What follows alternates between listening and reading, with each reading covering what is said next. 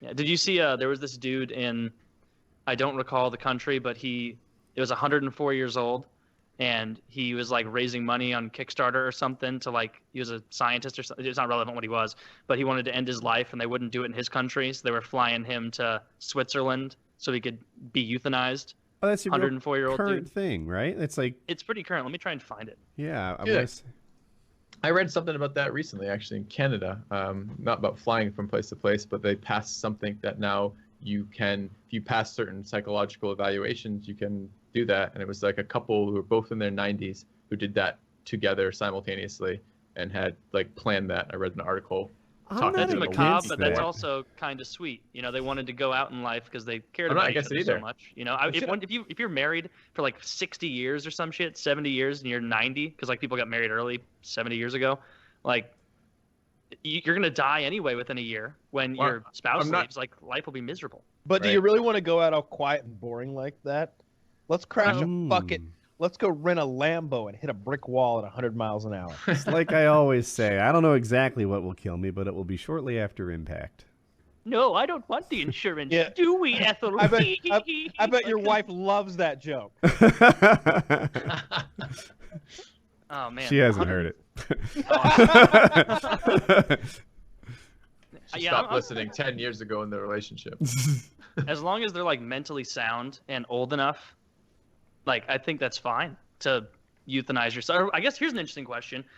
What's your age cutoff for 18. How old you have to be to medically kill yourself like that? What I would allow? No, like just you're not the dictator, just kind of your feeling about it, you know? I don't think we should stop anyone, right? Like if you want to. What if they're 9? You're done. Okay. Look, I tried to put that to the test. Like, okay. You're able to choose. If you're able to choose your gender at the age of 9, you should be able to choose whether you want to continue or not. Well, I can't argue that. I guess I would go a little more severe than that, because I think there's stuff about like your psychological development, like when like if we're looking at age, you would, Philby. Come on, like how is I'm that taking not the position that 7-year-olds are not fully developed. At 7 years old, I had a conversation with my mom and said Matthew is too boring a name, and she's like, "Well, what name would you choose?" And I said Superboy. In that case, I would make an exception for you, Woody. You could have been euthanized at 7. That would have been fine. If that's what you were going for, I agree. But I think for the rest of people, here lies Superboy. 7 years.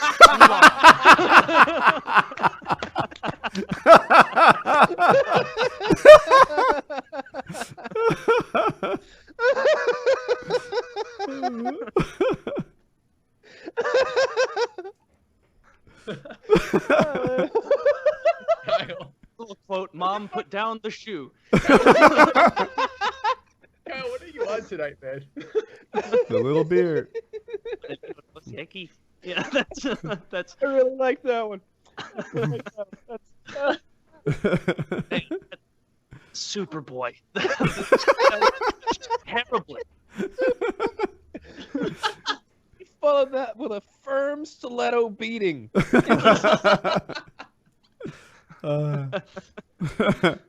best part of that joke, quite honestly, was Kyle's reaction. Like, I was amused slightly at the initial, but like Kyle cracking up this hard is cracking me up right now, which is like so fucking good.